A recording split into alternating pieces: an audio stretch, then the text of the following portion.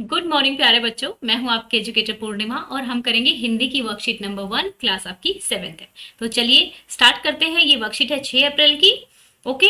और आपका चैप्टर है हिंदी में हम पंछी उन्मुक्त गगन के। ठीक है। उन्मुक्त क्या होता है? जिसपे कोई बंधन नहीं होता, जो आजाद होता है, खुला हुआ होता है। ठीक है।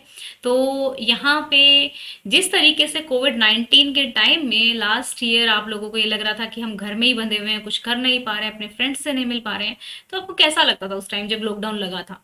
तो बिल्कुल भी अच्छा नहीं लगता था, कुछ कर नहीं पा रहे थे। तो सेम तरीके से जो पक्षी हैं, जो आकाश में उड़ते हैं, उनको वैसा ही लगता है कि हमें पिंजरे में बिल्कुल भी अच्छा नहीं लगता है। चाहे आप हमें पिंजरे में खाने के लिए कुछ भी दे दो, हमें ऐसा लगता है कि अगर हम ना तो हम पिंजरे में खुल के गा सकते हैं, ना हम पिंजरे में खुल के उड़ सकते हैं। ठीक है। तो यहाँ पर पक्षियों की भावना, पंछियों की भावना शिव मंगल सिंह सुमन ने इस चैप्टर में लिखी है। ठीक है।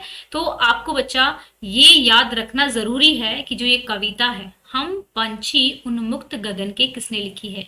ये लिखी है शिव मंगल सिंह सुमन ने। ये चीज आपको याद करनी है। ठीक है। जब हम क्विज करेंगे तो उसमें मैं पूछ सकती हूँ। वसंत भाग 2 बुक में से ये आपका चैप्टर है। ठीक है। पिंजरबद्ध न गा पाएंगे हम पंछी उन्मुक्त गगन के। कहते हैं पिंजरे में हम गा नहीं पाएंगे। कनक, कनक होता है सोने की, तिल्लियों से टकराकर, यानी कि जो पिंजरे की जो डंडियां हैं, पिंजरे की जो वो होती हैं, मतलब सलाखें होती हैं, उनसे टकराकर इनके जो खुशी और हर्ष से जब ये उड़ने की कोशिश करेंगे तो इनके पंख टूट जाएंगे। हम बहता जल पीने वाले, अब हम लोग हैं पक्षी को पिंजरे में रखते हैं और उसके आगे कटोरी में पानी रख देते हैं। ये कह रहे हैं कि हम तो बहते हुए जल को पीने वाले हैं, मर जाएंगे भूखे प्यासे, कहीं भली है कुटुक निम्बोरी। कह रहे हैं कि हम भूखे प्यासे मर जाएंगे अगर इस तरीके से पानी पिएंगे तो। और कह रहे हैं कि हमें आसमान में उड़ना बहुत पसंद है, मैदे की भरी कटोरी से ज्यादा बेहतर क्या है? ज्यादा बेहतर है जो नीम की कड़वी निम्बोरी होती है, क्योंकि उस टाइम वो आजाद होते हैं, अपनी मर्जी से खाते हैं। ठीक है। तो आगे इस पोएम को हम नेक्स्ट उसमें पढ़ेंगे वर्कशीट में। तो भावार्थ मैंने आपको बता दिया है। हम खुले आसमान के पक्षी हैं, पिंजरे में बंद होकर हम नहीं गा पाते हैं। पिंजरे की इन तिलियों, भले ही वे सोने की ही क्यों न हो, इनसे टकराकर हमारे पंख टूट जाएंगे। हम नदियों का बहता जल पीने वाले हैं, हम तो भूखे प्यासे मर जाएंगे। हमारे लिए कड़वे नीम की फल की निम्बोरी सोने की कटोरी में रखे मैदे से भी ज्यादा अच्छी है। तो चलिए, अब क्या बहुत ही आसान क्वेश्चन आंसर्स हैं, अगर आप ध्यान से करेंगे तो आपसे हो जाएंगे। ठीक है। अभी अभी क्लासेस स्टार्ट हुई हैं, ऑनलाइन क्लासेस कह लो, वर्कशीट कह लो, तो आप अगर ध्यान से करेंगे तो आपको चीजें लास्ट में एग्जाम टाइम में याद नहीं करनी पड़ेंगी। आप प्रॉपर तरीके से वीडियो को सुनेंगे तो आप भी अपनी क्लास में फर्स्ट आ सकते हैं। ठीक है। पक्षी पिंजरे में क्यों नहीं रहना चाहते? क्योंकि उन्हें डर है कि उनके जो पंख हैं वो टूट जाएंगे, वो वहां पे गा नहीं पाते हैं। ये लिखना है। कड़वा नीम का फल सोने की कटोरी की मैदे से ज्यादा अच्छा है, क्योंकि जब हम आजाद होते हैं तो हम कुछ भी, हमारी मर्जी होती है, हमें जो बुरी चीज होती है तब हमें हमारे ऊपर बंधन नहीं होता है, तो वो हमें अच्छी लगती है। ठीक है। तो चलिए अब हम इसके क्वेश्चन आंसर्स करेंगे। ठीक है। तो चलो, फर्स्ट क्वेश्चन है क्या? पक्षी पिंजरे में क्यों नहीं रहना चाहते हैं? तो आपको क्या करना है? प्रश्न लिखना है नंबर 1, फिर उत्तर लिखना है। अगर आप चाहो तो डिफरेंट कलर पेन से लिख सकते हो। ठीक है। ब्लैक ब्लू यूज कर सकते हो। आ, क्योंकि पक्षी क्योंकि पक्षी पिंजरे में रहकर गा नहीं पाते हैं, पिंजरे से टकराकर उनके पंख टूट जाते हैं, इसीलिए वे पिंजरे में नहीं रहना चाहते हैं। ठीक है। अब चलते हैं नेक्स्ट क्वेश्चन पे। कड़वा नीम का फल निबोरी। ठीक है। ये ब्रैकेट में है। फल, जो नीम का फल होता है उसको निबोली या निबोरी बोला जाता है। वो सोने की कटोरी की मैदे से ज्यादा अच्छा क्यों कहा गया है?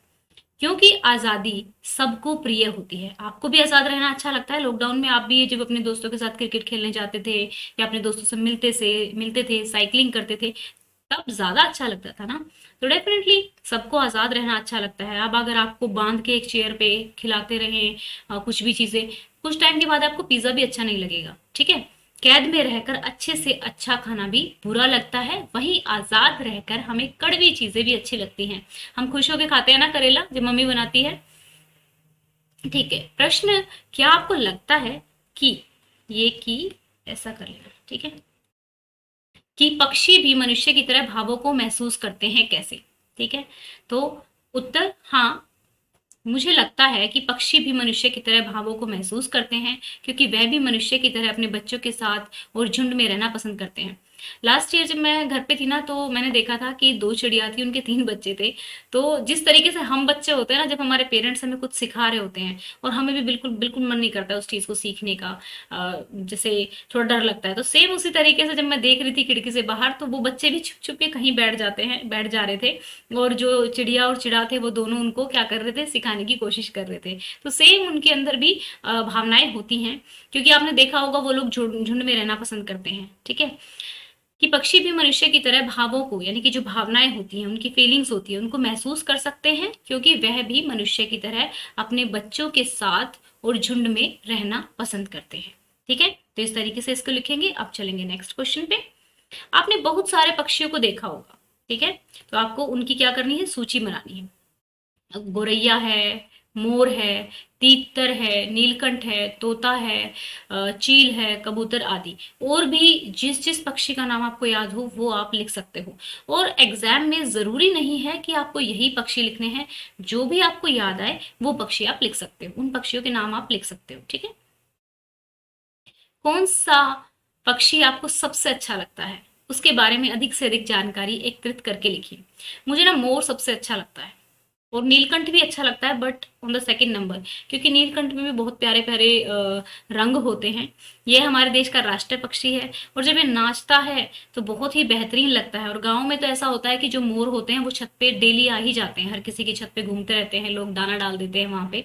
ठीक है, मोर नाचता है तो सबके मन को मोह लेता है। मोर की ऊंचाई लगभग 1.5-2 फुट होती है। तो यहाँ पे क्या था, ये पूछा गया था कि सबसे अच्छा कौन सा लगता है, उसके बारे में अधिक से अधिक जानकारी। अगर और जानकारी, आपका कोई फेवरेट पक्षी है तो उसके बारे में आप एकत्रित करके लिख सकते हैं। एकत्रित का मतलब होता है कि इकट्ठा करके आप लिख सकते हैं। ठीक है बच्चों, तो ये थी हमारी आज की वर्कशीट। आई होप सो अच्छे से समझ में आ गई होगी। क्वेश्चंस को एक बार क्या करना है, ध्यान से पढ़ लेना है। ठीक है, शाम को भी एक बार ध्यान से पढ़ लोगे तो फिर आपको ये याद हो जाएंगे। ठीक है, जब मैं एक्सप्लेनेशन करती हूँ ना, एक्सप्लेनेशन को एक बार ध्यान से सुन लिया करो, क्योंकि सुनी हुई चीजें हमें ज्यादा टाइम तक याद रहती हैं। अगर आपको वीडियो जो है अच्छा लगा है तो वीडियो को लाइक जरूर कीजिएगा। ठीक है, और अगर आप चैनल पे नए हैं, अभी चैनल को सब्सक्राइब नहीं किया है, चैनल को सब्सक्राइब कर लेना, क्योंकि हम आने वाले समय में लाइव क्विज भी करेंगे, और 6 to 10th क्लास के सभी सब्जेक्ट यहाँ पे कवर कराए जाते हैं, विद एनसीईआरटी एंड हिंदी और इंग्लिश दोनों ही मीडियम में। ठीक है बच्चों, तो आपको अच्छे से पढ़ते रहना है, अपना होमवर्क जो है साथ के साथ करते रहना है। यही वर्कशीट आपकी पिछले साल की भी पड़ी हुई है। ठीक है, तो पिछले साल की वर्कशीट में और इसमें डिफरेंस ये है कि अब की बार ज्यादा अच्छे तरीके से, ज्यादा छोटे छोटे ट्रिक्स के साथ और ज्यादा इंटरेक्टिव हो सके। जैसे पिछली वर्कशीट में सिर्फ हम आपको शीट्स आंसर्स दिखाते थे, ठीक है ना, फेस नहीं आता था। तो अभी फेस के साथ मैं पढ़ाती हूँ आपको, सो दैट कि आपको एक रियल फीलिंग आए कि हाँ हम पढ़ रहे हैं स्कूल में, है ना। और क्वेश्चन आंसर्स को किस तरीके से लिखना है, फॉर्मेट थोड़ा सा अच्छा कर लिया है। ठीक है, तो आप लोग साथ के साथ इनको थोड़ा और ब्यूटीफाई करके लिखेंगे, और ऐसे ही मैथ में भी हम बहुत सारी चीजें करते हुए चलेंगे, सो दैट कि जो वर्कशीट है वो आपको ईजी लगे और आपको करने में अच्छा लगे। ठीक है बच्चा, thank you, have a nice day, may God bless you.